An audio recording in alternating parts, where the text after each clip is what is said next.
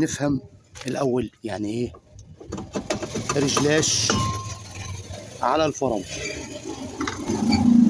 فانا رجلاش على الفرامل يعني انا عندي ما بين التيل ما بين الطنبوره في فراغ. هنا انا عندي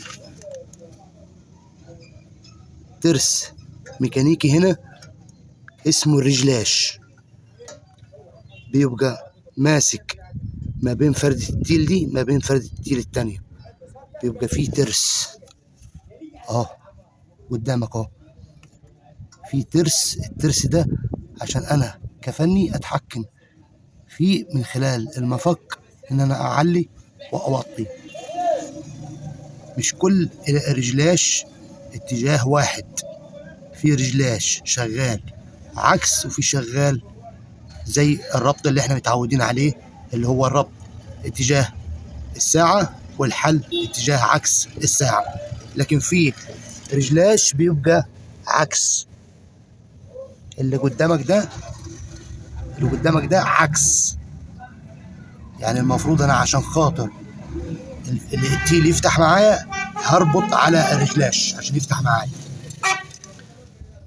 ومعنى مضمون الرجلاش ان انا بعلي فردتين التيل بخليهم قريبين من الطنبوره، بحيث اقل دوسة فرامل في البدال فوق يمسك معايا.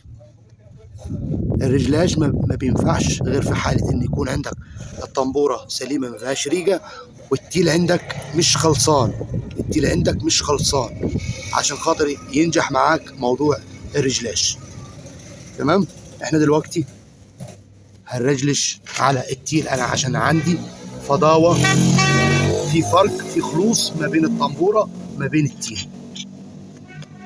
مفك اهو زي ما انت شايف، ننظف المفك كويس من اي اتربه وننزل نخش. المفك المفروض فيه فتحه للمفك جوه، بس انا غالبا ما بستخدمهاش لان بتبقى متعبه وبتبوظ معظم المفكات.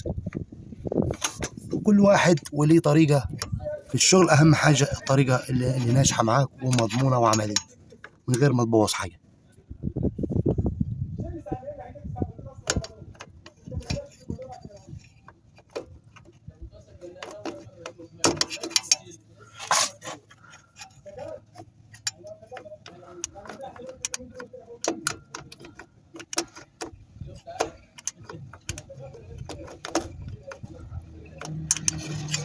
كده انا عليت. تفضل انت تعلي سنه بسنه لغايه ما تاخد طلبك من الرجلاش. انا هركن الموبايل واكمل الرجلاش بتاعي. اهم حاجه انا عرفتك مضمون الموضوع ازاي.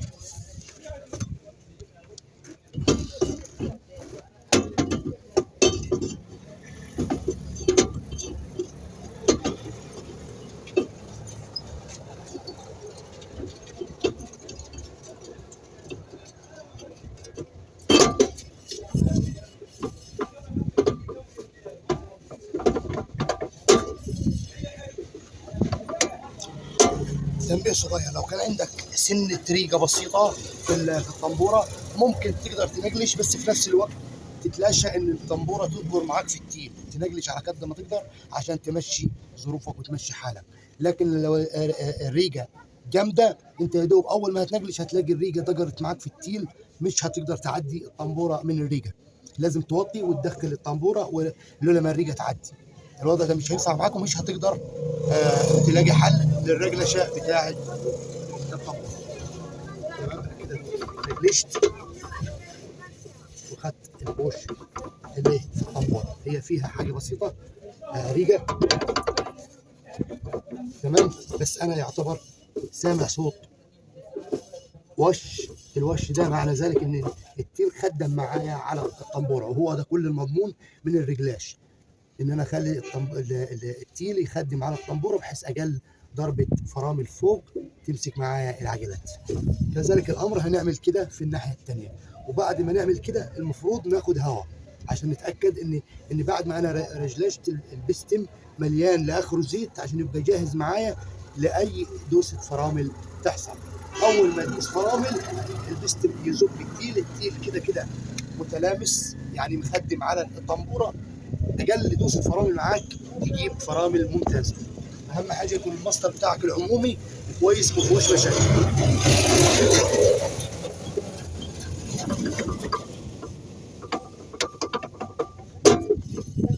كده تمام معايا الفرده هنا. انا كده هربط الفرده وارفع الناحيه الثانيه واعمل نفس ما انا عملت. هغسل الاول، اوجع البراده من على جسم التيل عشان اضمن ان التيل ما يكفش معايا، وبعد كده انجلش، وفي الاخر خالص اخد هواء، وبعد كده انا كده تممت عمليه الرجلاش بنجاح.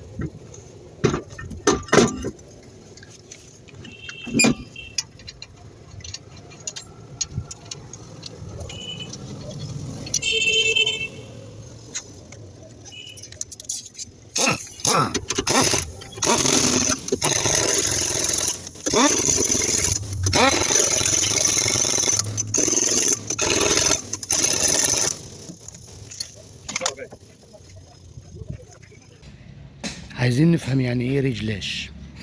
دايما ابدا الرجلاش بيكون في التيل اللي هو الجبجاب، مش السفايف، مش السفايف الصغيره. دايما وابدا الرجلاش ده بيكون في التيل الجباجيب. الرجلاش مكون من ايه؟ الرجلاش مكون من ماسوره مجلفنه وفيها مخده بتسند على التيل، وجواها سن وطالع منها مسمار، والمسمار ده بيه ايه؟ ترس، عشان خاطر يديك التحكم بمفك انك انت تقدر ترجلش منه. وده سناد بيسند عليه الرجلاش. الرجلاش بيبقى دايما محطوط عليه فردتين التيل من هنا ومن هنا، بحيث لما تحب تعلي التيل تعمل رجلاش بالمفك. معنى رجلاش يعني انت بترفع، بتوصله للطنابير، بتخليه مخدم على الطنبورة. تمام. الرجلاش بيبقى احيانا بيجي عكس بعضه، واحيانا بيجي ايه في مستوى واحد، بس دايما وابدا الاغلبيه بيبقى الناحيه الشمال بتيجي عكس، تربط تحل تربط السن عكس عقارب الساعه. في اليمين بيكون تحل مظبوط وتربط مظبوط ناحيه عقارب الساعه. ده بيسهل عمليه الرجلاش، انك انت بترفع التيل بتخليه مخدم على الطنابير، وفي نفس الوقت بيدي اريحيه لفرمله اليد. فرمله اليد الهلال اللي انت شايفه ده بيبقى مسنود على الرجلاش. اول ما انت تشد الواير تحت الهلال بتاع الواير، روح زاغج الرجلاش، يخلي الرجلاش يزق فرد التيل، تمسك فردتين التيل في الطنابير.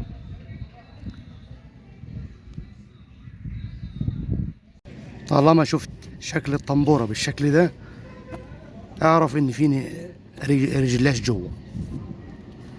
طالما التيل والطنبورة بالشكل ده اعرف ان في رجلاش جوه. بس في معلومة برضو عايز اعرفها لكم.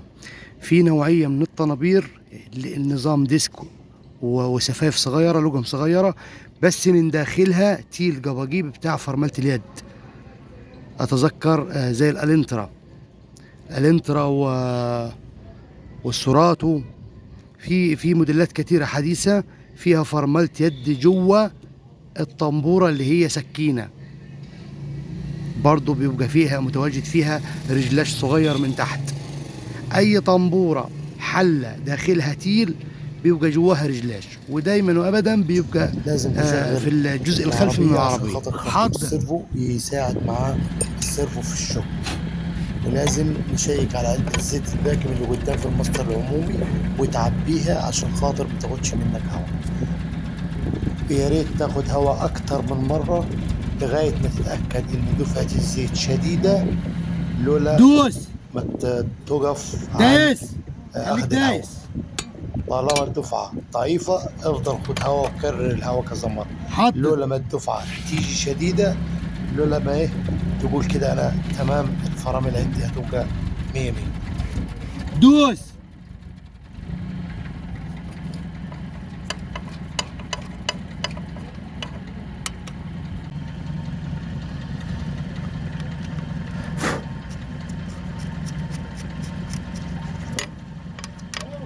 حضر. دوس. داس.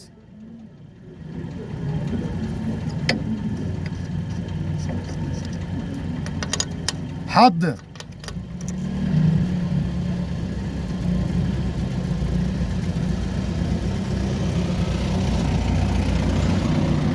دوس.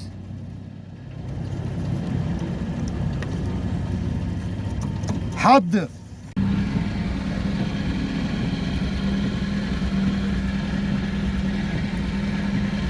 دوس. حضر. دوس. حضر. دوس. حضر. دوس.